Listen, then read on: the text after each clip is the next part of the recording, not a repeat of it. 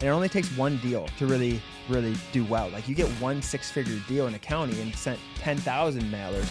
That's great. Making sure your population density is rural America-like, and a lot of times that's 2, 3, 4 counties removed from main metro areas. I think the biggest thing is just like don't overthink it. Get 5 to 10 different counties you want to target. You got to attack leads. You got to make things happen. It's not shoving things down the throat. It's just being responsive. This is where the most money is lost and made.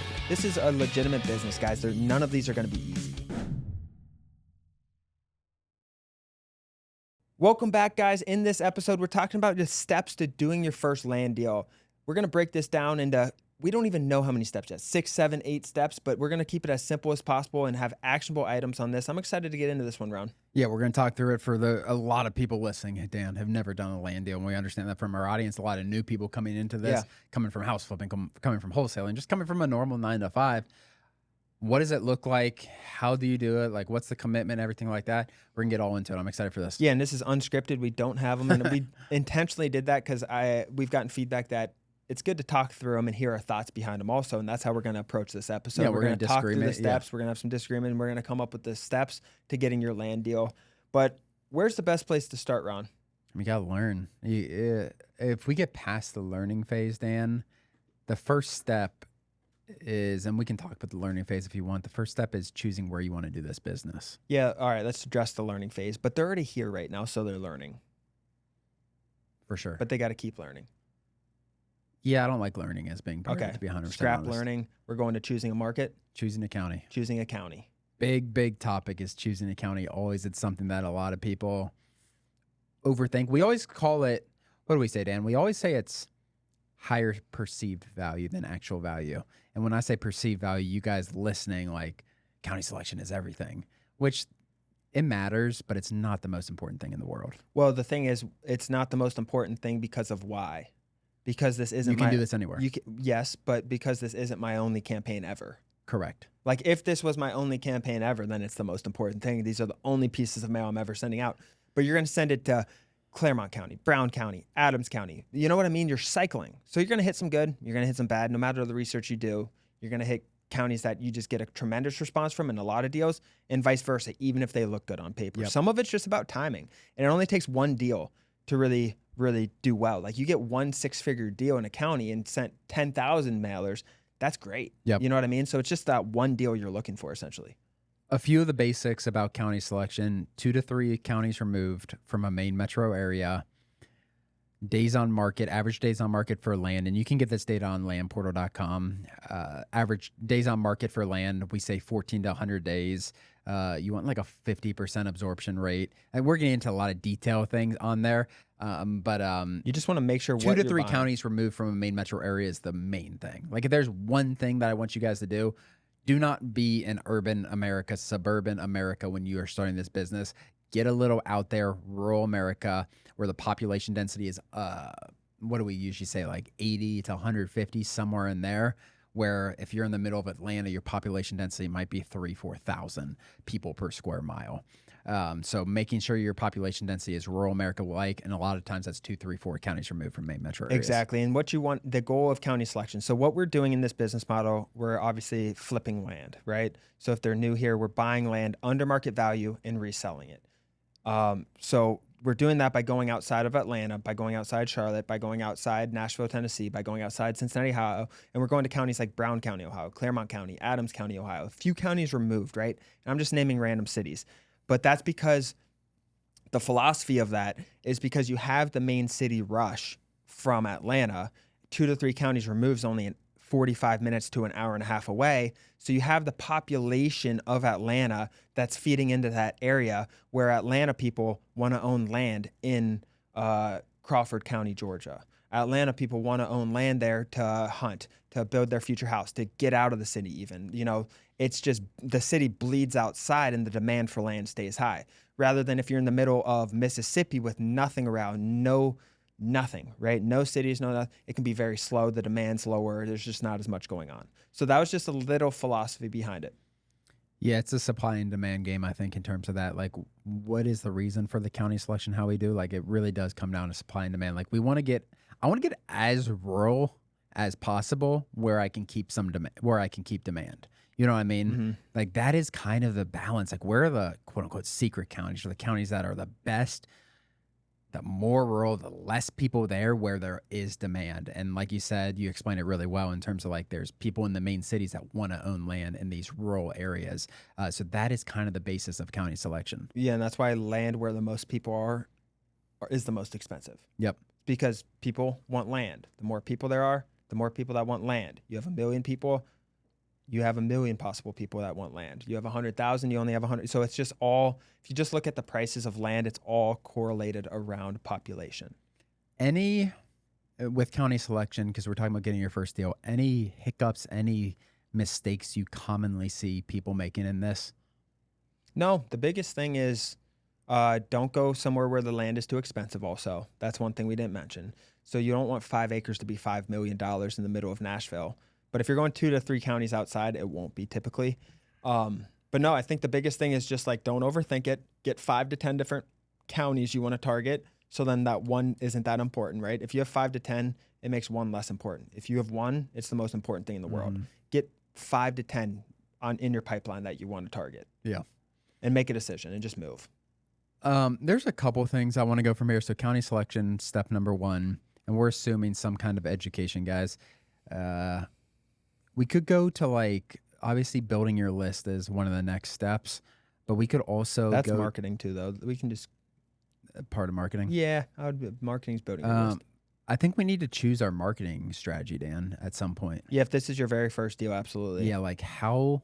So you got to think like we're choosing a county, we're gonna get the property records, but before that, like we need to choose what is our strategy gonna be for reaching out to these landowners. Yeah, how are we going to reach out? That's how we get our leads. So we're going to talk about mail, we're going to talk about text messaging, and we're going to talk about cold calling. Yeah. Cold calling can be outsourced for sure. Cold calling you can do yourself.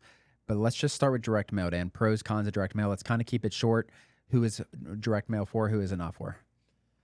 Direct mail that was our bread and butter for the longest time. Direct mail. It's still a lot of people's bread and butter. Still a lot. Yeah, we did a survey on Land Portal University, the education and courses with inside Land Portal, and I said, "What's your favorite marketing or what's your preferred marketing strategy?"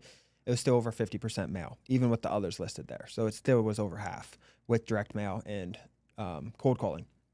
So it's cool to see because it's still very prevalent. It works. And it works. So it still is clearly working. What people don't like about it is it's expensive. What people do like about it is it's you get a much more qualified leads essentially, and it's just less work on the negotiation table essentially. It's just quicker to closing a deal once you get the lead. Volume of leads is also a con, I believe, as well. Like, yeah, you don't have to work as many leads, but sometimes you send 1,000 mailers and don't get any leads. Leads are money. People want leads, yeah. Also, you can't turn it on and off as quickly. There's delays. If you guys have less than like $4 or $5 grand, I think, in marketing spend, do not even consider direct mail. Yeah, direct mail is for those who have like $10,000 plus, honestly, of marketing spend. A piece of mail costs about 60 cents, 65 cents to send. So, like, if you guys are listening and thinking about like, okay, what strategy should I choose? You don't have $7,000, $8,000, $9,000, $10,000 for marketing in this business. Let's just go to the other two. And let's move on from there to text messaging. Probably the second most popular, I would think, in terms of people doing this business. And this is a lot of times using softwares to text blast out. You're reaching out to a lot of people. It's cheaper, but there's high operations. Yeah. There's a lot of leads. It's a lot of leads. It is cheaper, but there still are expenses. It's not free. Software is not cheap, but you'll get a lot of leads and you can turn it on and off fast, and you can get fast leads. Like if you wanted to start today and you can get approved on these texting softwares, you can start today. I like texting. I really like texting, and we're talking about getting your first deal. Low budget. I like texting for people who are trying to get their first deal because, yes, it's a lower budget. You get a ton of experience. Like, you're going to have a lot of conversations with potential sellers. You're going to learn a lot. You're going to be looking at a lot of land. And I think it is I don't want to say cheat code, but I think it is a very, very fast way to learn this business model and get a lot of reps in. Like, that's what I look at. Like, how do you get a lot of reps in? Send you direct mail. Like, you don't talk to that many people. Yeah, you can make a lot of expensive mistakes if you're doing it yourself. Yeah, for sure. Cold calling's hard though. and scary. A lot, it's like, and a ton of work. So let's talk about cold calling yourself. Very cheap. You just got to really get a list of records, skip trace them, make phone calls. It takes a while though to get that deal. You know what I mean? It's hard. Doing yourself, cold calling yourself, and there are services you can outsource to for cold calling. Doing it yourself is like you got to be a grinder, man. You got to be a grinder because you're going to have to do this 30, 50 calls a day minimum. Do it every single day. You'll get a deal eventually for sure. You're shaking your head, but it is a way. Like if you have no budget, Dan, like it's better than doing nothing. Tough. But with texting budget, like you can't come up with $1,000. Some people can't, but they can eventually. That's a whole nother issue if you can't. For sure. But if your dilemma is like, I want to do something, I want to make something work, this is the right business model for me. You're working 40, 60 hours a week. Like there are situations where cold calling yourself, I'm not saying it, obviously I would push most people to texting. You know what I mean? I'm just thinking like, who is it for? Like who would you advise cold calling for over texting at this cold point? calling themselves? Yeah. I mean, it's just a budget thing at the end of the day. But maybe those people who don't have the budget, instead of getting into this business right now, maybe you work 10, 20 hours extra per week. Yeah, if you can find a way and put that energy to saving $1,000 or a couple thousand so you can text, you're going to be able to reach 10, 20,000 people a month. That's a good point. Versus cold calling, and we do have good success stories in the community. You can combine these too. Yes. I would always, if I'm doing this full time and I'm looking to get out of my job and I'm like, I'll do anything, I'm texting in, I'm picking up the phone, I'm calling subdivides. I'm good like right away. You're just looking for money, right? You gotta hustle. Both of them, all of these options, this is a legitimate business, guys. None of these are gonna be easy. Cold calling is gonna be hard. Texting is still gonna be hard. You got a lot of leads. Even mail, it's expensive. It's hard in a different way. Yep. What about outsourcing cold calling? Hiring overseas person yourself, getting an agency? I like it. Not for your first deal though. I don't think you get enough reps there. Like I really don't think for getting your first deal, I do not like cold call. I love texting for getting your first deal. Yeah, and cold calling with an agency is a good way to diversify too. Like because you just get the lead sent to you. It's not that much work. It's no systems. We do have a course also, I mentioned this twice in one episode, but in Land Portal University, we have a build your own cold calling, you know, internally. Yeah, he does an amazing job, and he works with Nick with Lead Mining Pros. He does a really good job, but you just don't get the same reps if you're trying to get your first deal. Like you got to learn the business, and I worry about outsourcing to something you don't have as much control about and that's what that kind of is. Yeah. Yeah, makes sense. All right, so we have choosing a market. We have choosing your marketing strategy. I guess next is marketing, Dan. Yeah, so you're just going to take out, you essentially build a list on landportal.com and you say you want anything between 2 acres to 20 acres with that county you suggested. Let's say you suggested Crawford County, Georgia.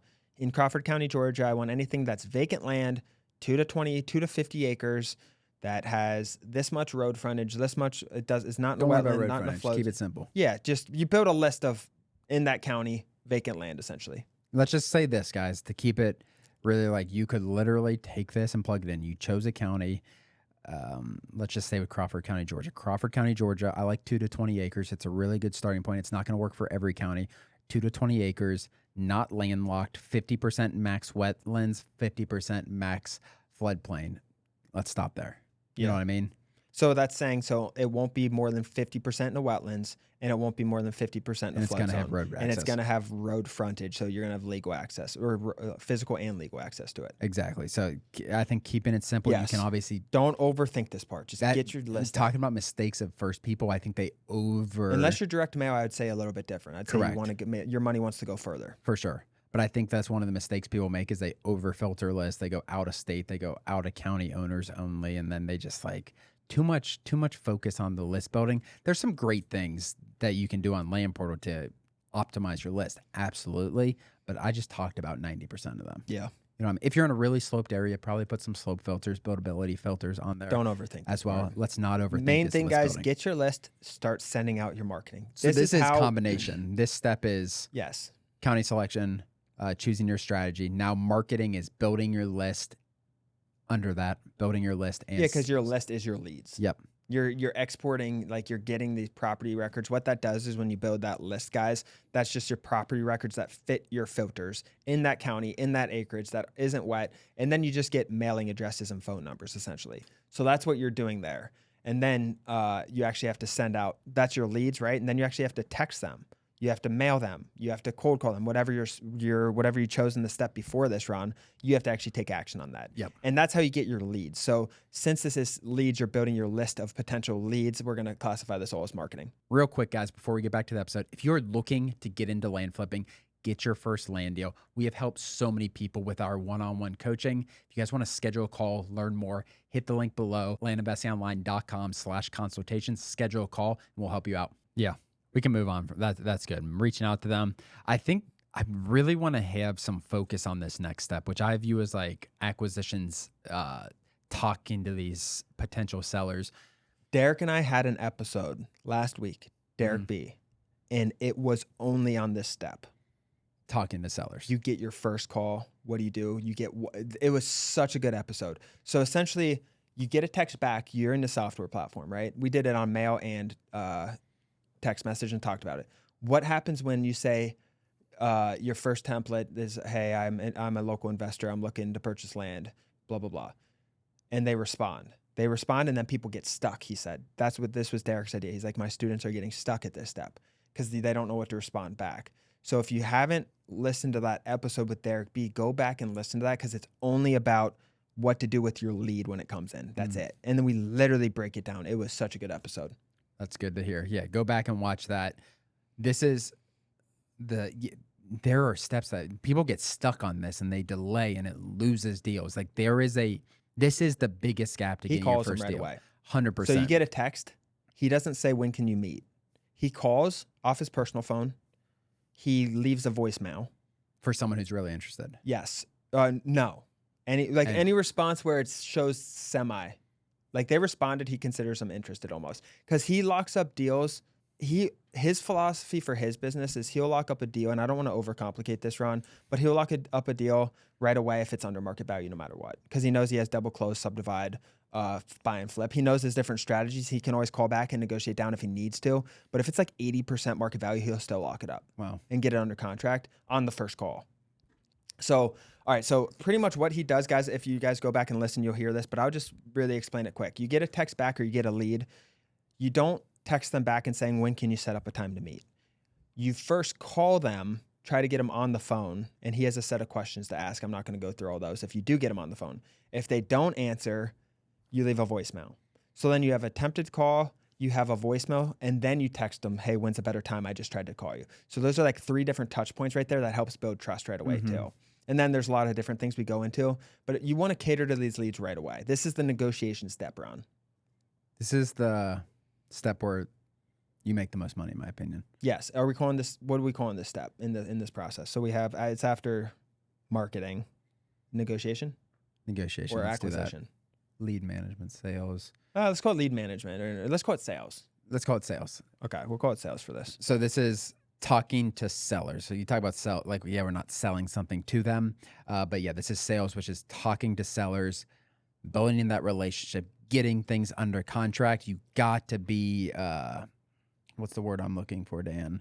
You got to take action in this step. Like you cannot just like let things happen. Like this business is not like that. Maybe 5-7 years ago, it was like, okay, just send some marketing, you'll get deals. You got to attack leads. You got to make things happen. It's not shoving things down their throat. It's just being responsive. This is where the most money is lost and made. Yeah. I don't have anything to add. Yes, it's probably the hardest, most skilled part of this. These are $20,000 deals, guys. And a lot of people aren't comfortable on the calls. Get uncomfortable. Yeah, you got to get uncomfortable. You got to get good at this. If you're a D salesperson, don't worry. Work yourself up to a B+. You can improve. Your sales ability can improve. Your comfortability and your confidence can improve. So just work at it. Get on the calls. If you're trying to be an entrepreneur, there's no excuse. Like I'm not a salesperson. I'm not no. Just make the phone. Like you're an entrepreneur, you got to be able to sell something. Get aggressive. Yeah. Yeah, 100%. Like the people who are best in this business attack this with literally. Like, and it can be anyone. Don't tell yourself you're not a salesperson because then you become not a salesperson. Tell yourself I'm a salesperson. Well, you can say you're not. Well, you can. So many people say that. Just think of it instead of labeling. Just think of like getting better at it. Like, how can I be better? I'm an improving salesperson. Everyone needs work on sales, no matter what your level is. Just how can you get better at it? Make that phone call. That's how you get better. Yes, and how you get better, you just keep practicing, and eventually you get a feel for it. Just get on the calls, be aggressive, get offers out there. Yeah, nothing's comfortable at first. That's something that we need to push more in this business because it does make a lot of money for people. Oh my gosh, the people like Nick, you, and all these guys who are crushing it in land. These guys are ruthless on the phone. They attack it. In like a way or no, they're very nice, but they're get on the phone. Persistent. They're persistent. They're following up. They're being nice. They're building rapport. If nothing else, be persistent with your leads. Yeah. All right, going from there, Dan, so let's just assume from that stuff, guys, sales, you got something locked up. We're talking about getting your first deal. You got something locked up. We need to go into due diligence, Dan. Do you believe that is the next step? It's locked up. Yeah, due diligence. And is that included with title or after? I think we put title in with like purchasing, where we're talking about deal funding. Okay, we'll go due diligence then. Due diligence is finding out the legal aspects of the land. And again, we've done singular episodes about due diligence, but this is where you're calling the county, finding out zoning, finding out any restrictions on the property, making sure that Mr. Seller actually owns the property and it's not his cousin or something like that. Due diligence, just making sure the price makes sense at this point as well, Dan. So just kind of checking things off. We have a due diligence checklist that we go through, utilities, zoning, access, all these things. You want to put a different hat on in this. So you have your sales hat on, right? And literally, I talked to you, Ron, for let's say 2 weeks, and I'm trying to acquire your property. Mm-hmm. We're negotiating. You finally call me back. And you're like, oh, I talked to my grandma, I talked to my kids, everyone's on board. I can sell. I can sell the property to you. We're all good to go. I'm like, all right, sign the document, send it over. I get the signed purchase agreement over, and then I put on my due diligence hat. I'm looking for everything wrong with that property. When I acquired it, I was doing everything I can to have Bob sell it to me. But now I put my due diligence hat on, and I'm looking for everything wrong with it. I'm looking for any defects in the title, any defects on the land, any defects in the deed, any restrictions, things like that. Reasons not to buy it. This is your safety call, right? This is like your safety hat, so that when you buy it, you're not going to get screwed over. You're minimizing risk in this step. In sales, you're maximizing risk. You want to buy it at all costs. Due diligence, you're trying to minimize risk. And you can't get too connected with the seller, because what happens is you might have to call that person back. Say, listen, Bob, when I negotiated, I know you talked to your grandma and kids and everything, but when we negotiated, I didn't know there wasn't legal access. I can't get legal access to this. I can't pay 40 grand. I can only pay 28. It has to be different hats, guys. Like, people get too emotional on their deals and overlook this. Yep. This is a step where you need to be okay backing out of the deal. Like, if something comes up, like, you are looking for reasons almost to get out of that deal. And I'm not saying just back out just because any little reason, but that might be a reason to lead to negotiating down or something like that. Or double closing instead of buying. Treat yourself, and this is weird, like multiple personalities, like Dan keeps saying, with a different hat. Like, you got to treat it like you are a completely different employee in your business. The salesperson employee, which is you, is trying to lock these deals up, trying to get these deals, trying to make money. The due diligence employee, which is also you, is trying to like find out what's wrong with this property, kind of like everything, dig everything. It's like up. An underwriter in a mortgage company. Have you ever been past that step when you bought your house? For sure. Yeah, everyone gives pre-approvals. The salespeople give pre-approval. People give you the pre-approval. And then you have the underwriter. We can do it. And no, your 620 credit score sucks. Yeah. We can't offer you this anymore. We got to offer you, especially with your credit score, Ron. No. But that's it. Due diligence there. We're going to go to acquisition. And are you writing steps down, Dan? Yep, sure am. So we're going to go to acquisition. And acquisition is, so we're past, like, okay, this checks out. We got drone photographers. And this might overlap some. Acquisition is going to be sending it to title, sending it to a local title company to do all the legal work, be the middleman essentially in the transaction. And at this same time, if you're looking for deal funding, looking for someone to partner on you with the deal. You found the deal. If you found the good enough deal, you should be able to get 100% funding for that deal, whether it's $5,000 or $5 million. If you found a good enough deal, you can get funding. Yeah, don't worry about this part as much. Deal funding, it's the most commonly asked question, but it's also the easiest to get. There are a ton of deal funders out there looking to fund more deals. 100%. You have a good deal, it's going to double your money. You're buying for 50, selling for 100,000. You can get funding all day, right? So that's probably the least of the concern. And then you send this to title. Yep. What's in title? Send title. They're going to go through a title search. They're going to make sure like you looked like Mr. Seller owns the land.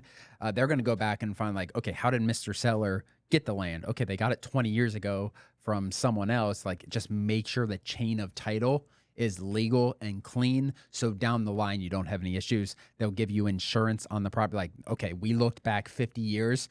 Everything on the chain of title is clean. Here's insurance. If something comes up later down the line, make sure there's no liens on the property. Anything attached to the property isn't wrong. Yeah, and they do a lot of this for you. They do all of it for you. Yeah. Obviously, there's an expense to it, but this is going to be attached to when you're actually buying the property. And then you close the deal. And the deal funder pays for all this. And then you close the deal. 100%. Through title. Then you own the deal with a deal funder, without a deal funder. If you have money yourself, HELOC, whatever it is, you can obviously fund a deal yourself. Then you're selling, Dan. You're listing the property. Disposition. Yeah, we talked about sales already. So let's say disposition, which is getting rid of the property, selling the property. List everywhere. Get good pictures. You should have already got drone photography as part of your due diligence. List the property, land.com, Facebook, MLS, get it sold. Yep. You don't need to use a realtor, guys. And the process to make and then you get your profits, right? You close the deal, you get your profits, and then you put it back in, and you want to figure out how to do this over and over and over again and scale. And you just got a $40,000 profit property. Congratulations, that's amazing. Let's go get 5 more of them. The reason we wanted to do this episode is if we can get you guys to doing your first deal, and we've helped so many people get their first deal, if we can help them get their first deal, Dan, people don't quit this business. Yep. You know what I mean? It's like proof of concept. First deal is proof of concept, even if you don't make much money. It's the hardest deal. So we know if we can get you to 0 to 1, we can get you from 1 to 5 to 10. 1 to 10, 1 to 50, whatever it is. You're spending money without a result for so long. But then once you get a deal, you have a result, and you're like, oh, I made money. I can make more money. I can put more money into marketing. And it just, everything can The dollar sign does not matter on your first deal. It is the proof of concept. It's like, oh, okay, wow, this worked. Wow, I learned a lot on this. Wow, I made $3,000 of mistakes to get this first deal. But that being said, I got it. I know I'm not going to make those mistakes again. This is definitely scalable. It is just mentally proof of concept wise. It is powerful. And to break the system down even more, we usually use the term AMAD, AMAD. Yep. And it was more than 4 steps in this because we broke it down even more. But to simplify it, guys, you got to analyze a market, right? That's what we call county selection in this. So you analyze AMAD, analyze marketing, sending the marketing out and everything, acquisition. That's everything from due diligence to buying a property. So you sent your marketing out, you got to buy it now. So acquisition and disposition, selling the property. That's it simplified. If you guys just want to walk away with a nugget, AMAD, 4-step process. But in here we broke it down into more, obviously to give you more value. Analyze, marketing, acquisition, disposition. Obviously we had a lot more. Can you run through the steps that we had today, Dan, and how many steps do we end up with? All right. So we had county selection 1, right? That was number 1? Correct. All right. Just make county sure. Selection. We skipped the learning. Yeah. Then we had marketing, which is building a list. No. Okay. You're wrong. County selection, choosing a marketing method. Oh, I have that here. Yeah. Choosing a marketing method, marketing, sales. Acquisition, disposition. Yeah. 6 steps. 6 steps to getting your first deal, guys. It isn't that complicated. Like, it's following these, it's learning how to do these, and then everything's scalable. Get your first deal, and everything else is easier. Like, it might sound, it's gonna be difficult the first time. There's gonna be obviously learning moments, and mistakes, easy. Everything like that. People call this a scam sometimes, like in the comments I see every once in a while. But at the end of the day, like, we might make it seem a little bit easy sometimes, I'm sure, or like it comes off, but it's a business. It's hard work. You know what I mean? For sure.